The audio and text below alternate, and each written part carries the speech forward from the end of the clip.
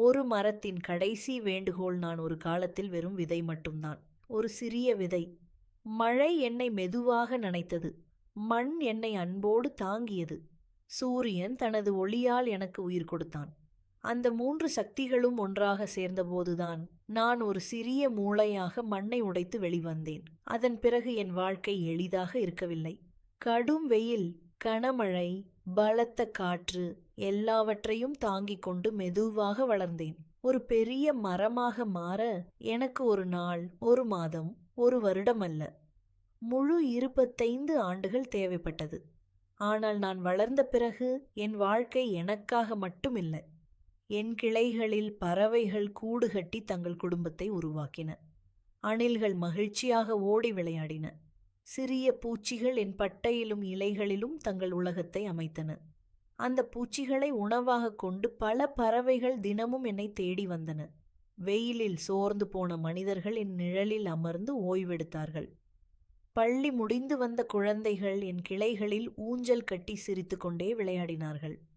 வழிப்போக்கர்கள் என் நிழலில் அமர்ந்து தண்ணீர் குடித்து இளைப்பாறினார்கள். நான் யாரிடமும் எதையும் கேட்கவில்லை. என்னால் முடிந்ததை மட்டும் செய்தேன். நிழல் கொடுத்தேன், ஆக்சிஜன் கொடுத்தேன், பழங்கள் கொடுத்தேன், பூக்கள் கொடுத்தேன், மழையை வரவழைக்க உதவினேன், மண்ணை பாதுகாத்தேன், எண்ணற்ற உயிர்களுக்கு வாழ்வாதாரமாக இருந்தேன். அதுவே என் மகிழ்ச்சி. காலம் சென்றது. ஒரு நாள் என் ஆயுள் முடிந்தது. இயற்கையின் விதிப்படி மெதுவாக மண்ணில் சாய்ந்தேன். நான் மீண்டும் மண்ணாக மாறினேன். அந்த மண்ணே புதிய செடிகளுக்கு உரமானது. அதுதான் இயற்கையின் அழகான சுழற்சி. ஆனால் இன்னைக்கு என்ன நடக்கிறது தெரியுமா? மரம் வயதாகி விழுவதற்காக மனிதன் காத்திருக்கவில்லை. ஆரோக்கியமாக வாழ்ந்து கொண்டிருக்கும் மரங்களையே வேரோடு வெட்டுகிறான். ஒரு மரத்தை வளர்க்க இயற்கைக்கு 25 ஆண்டுகள் தேவை.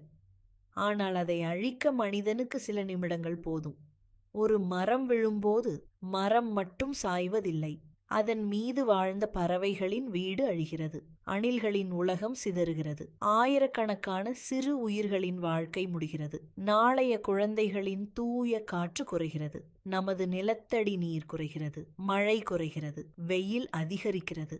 இன்று நாம் வெட்டும் ஒவ்வொரு மரமும் நாளைய தலைமுறையின் தண்ணீரை, குளிர்ந்த காற்றை, உயிரை கொஞ்சம் கொஞ்சமாக பறித்து கொண்டிருக்கிறது. இன்னும் 10 ஆண்டுகள் இப்படியே சென்றால் தண்ணீருக்காக மக்கள் மைல்கள் கணக்கில் நடக்க வேண்டிய நிலை வரலாம். வறட்சி அதிகரிக்கலாம். வெப்பம் தாங்க முடியாத அளவுக்கு உயரலாம்.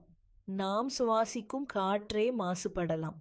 அப்போது நாம் பணம் வைத்திருந்தாலும் இயற்கையை வாங்க முடியாது. அதனால் இன்று தி கேய் மாற்றத்தை தொடங்குவோம். மரம் வெட்ட வேண்டிய அவசியம் இருந்தால் முதலில் அதை காப்பாற்ற முடியுமா என்று யோசியுங்கள்.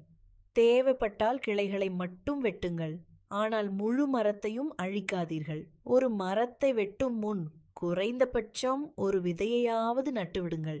இன்னைக்கு நீங்கள் நடும் ஒரு சிறிய விதை நாளை ஆயிரக்கணக்கான உயிர்களின் நம்பிக்கையாக மாறலாம். நாம் மரங்களை காப்பாற்றினால் மரங்கள் நம்மை காப்பாற்றும். இயற்கையை நேசிப்போம். மரங்களை வளர்ப்போம். நம் குழந்தைகளின் எதிர்காலத்தை பாதுகாப்போம். ஏனென்றால் ஒரு மரம் என்பது வெறும் மரம் அல்ல. அது 1000 உயிர்களின் வீடு. நம் எதிர்காலத்தின் மூச்சு.